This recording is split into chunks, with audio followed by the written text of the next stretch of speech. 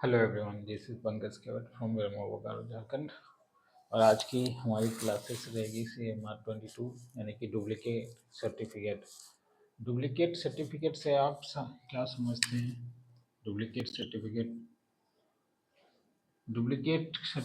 It means से to that if अगर आपकी जो ओरिजिनल सर्टिफिकेट जिसमें बोर्ड ने आपको दी है, बोर्ड ऑफ माइनिंग एग्जामिनेशन ने जो सर्टिफिकेट ओरिजिनल होती है वो आपको दी गई है या मिली गई है बोर्ड ऑफ माइनिंग एग्जामिनेशन से।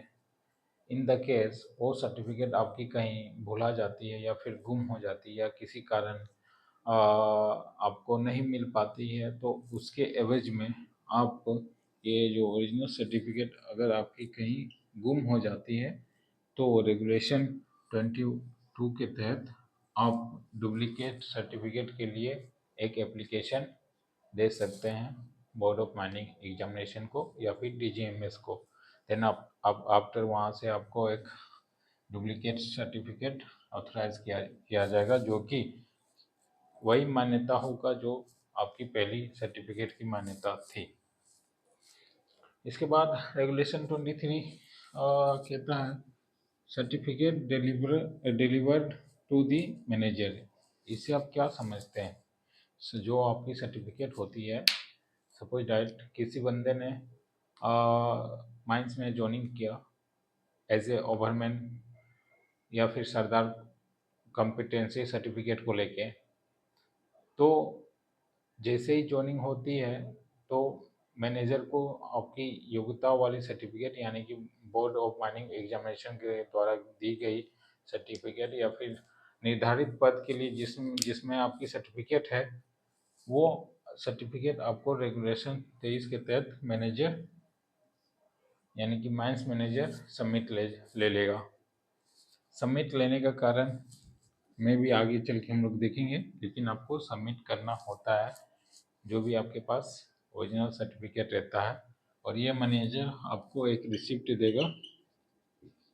देगा जब आप रिटायर या फिर आपको सर्टिफिकेट की ज़रूरत होगी, तब उसी रिसिप्ट से आप सर्टिफिकेट ले सकते हैं। तो चलिए बुक्स देखते हैं। Regulation number 22 duplicate certificate. If any person prove to certification of the board that he is without any fault of his part or loss or been deprived a certificate granted by him under this regulation, or the board may upon realization of this fee prescribed under the regulation 1 regulation of 20 subject to such condition as by law a cause of copy certificate delivered him, the word duplicate shall be stamped across the every such copy।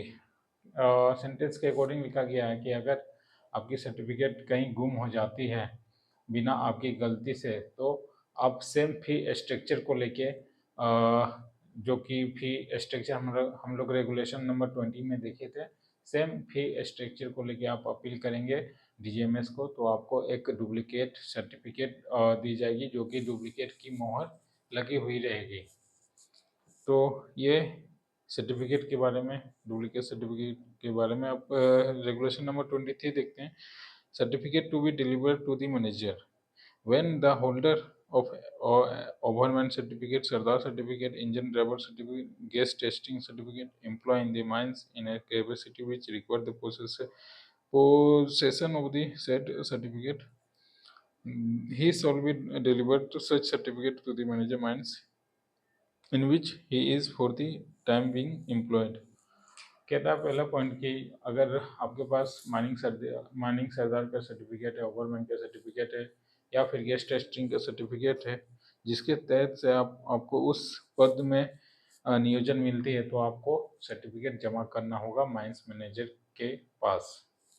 इसके बाद second point कहता है the manager shall be deliver to such person or received for the same and shall be returned of the certificate office of the mine as a loan holder therefore he so employed thus so return to the holder he shall enable to be so employed। कहता है कि manager अपना जो आपका certificate या फिर आपके द्वारा जो सर्टिफिकेट प्राप्त करता है वो सर्टिफिकेट आप तब तक नहीं ले सकते जब तक कि आप माइन से टर्मिनेट या फिर रिटायर नहीं हो जाते हैं, या फिर अगर आपको ज़रूरत होती है तो मैनेजर के अपील करके आप सर्टिफिकेट ले सकते हैं, लेकिन कारण भी उसमें देना होता है। तो ये रेगुलेशन हमारा 23 और ख़त्म। अब रेगुलेशन 24 आगे हम लोग चल के देखते हैं।